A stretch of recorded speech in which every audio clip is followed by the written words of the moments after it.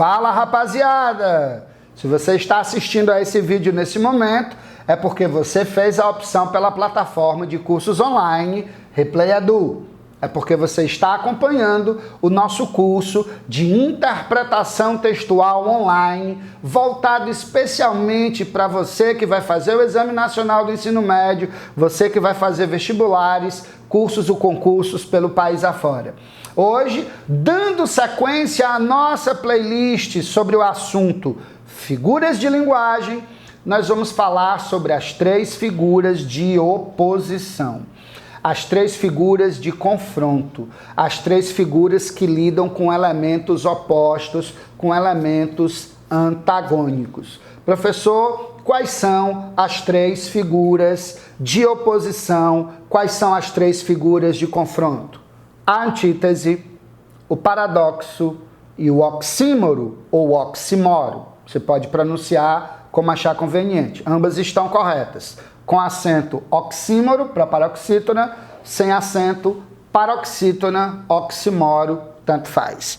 E tanto faz também chamar paradoxo de oxímoro, tá? Porque o paradoxo e o oxímoro acabam que são meio que sinônimos, porque tanto no paradoxo como no oxímoro nós temos a oposição de ideias. Só que no oxímoro eu tenho uma oposição radical, extrema de ideias. É quando você diz assim, Patativa do Assaré é um analfabeto erudito.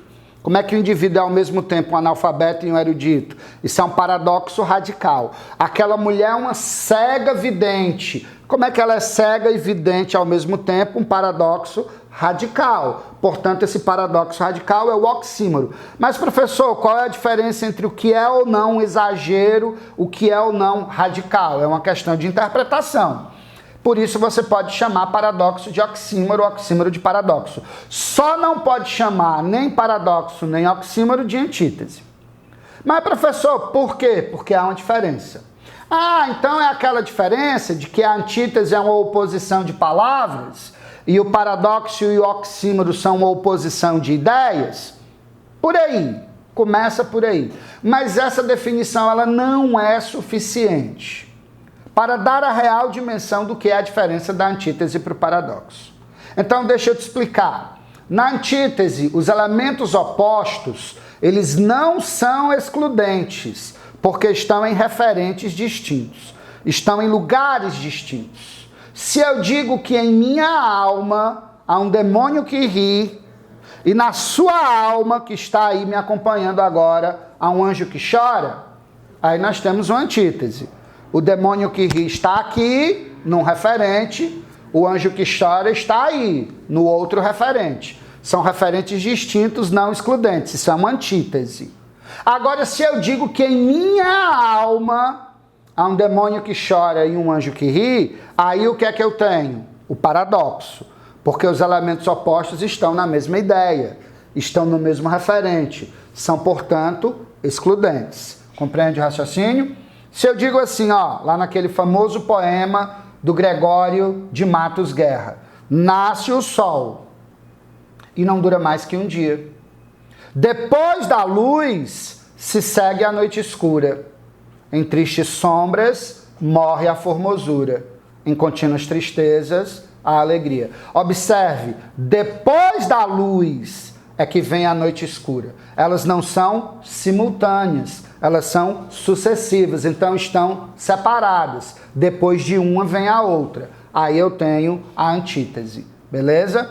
Agora, se eu digo, como naquele soneto de Camões, que o amor é fogo que arde sem se ver, é ferida que dói e não se sente, é um contentamento descontente, é dor que desatina sem doer, aí eu estou falando das contradições do mesmo referente, do mesmo elemento, do amor. Portanto, esses opostos são excludentes. Eu tenho aí ideias contraditórias, ideias que não se aplicam. Como é que uma coisa ao mesmo tempo arde sem se ver? Como é que uma coisa dói e não se sente? Esse é um paradoxo. Portanto, os opostos estão na mesma ideia, os opostos estão no mesmo referente, os opostos estão excludentes. Beleza?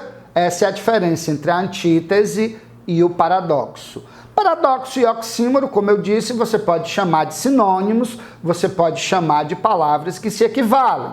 O próprio Enem, inclusive, já chegou a conceituar paradoxo e oxímoro como sinônimos, sem problema. Mas é interessante nós nos lembrarmos que tanto a antítese, quanto o paradoxo, quanto o oxímoro foram figuras de linguagem amplamente utilizadas, largamente utilizadas na estética barroca.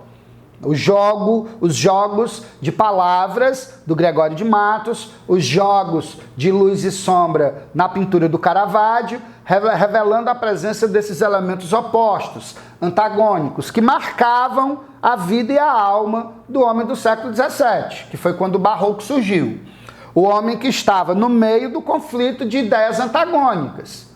O homem do século XVII, ele está tentando sobreviver entre o teocentrismo medieval e o antropocentrismo renascentista. Durante toda a Idade Média, do século V ao século XV, havia o dogmatismo na figura de Deus. Aí no século XVI surge a ciência, a razão, né, confrontando as teses cristã-católicas da igreja. No século XVII, o homem vai vivenciar esse conflito, esse choque entre o que é do homem e o que é de Deus. O que é mortal e o que é eterno.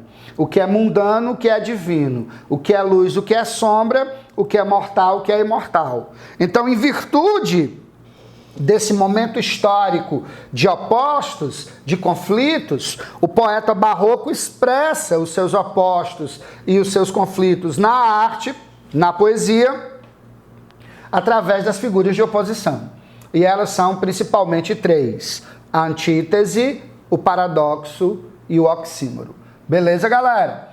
Então aí mais uma lista para complementar o nosso rol de figuras de linguagem, a playlist que você está aqui acompanhando conosco sobre esse importantíssimo assunto recorrentemente cobrado nos exames vestibulares. Beleza? Já já a gente se encontra para mais dicas, para mais figuras, dando sequência a essa grande playlist para que você não erre esse assunto, porque esse assunto é absolutamente recorrente e vai cair sim nos seus vestibulares. Forte abraço, galera. Nos vemos no próximo vídeo. Tchau, tchau.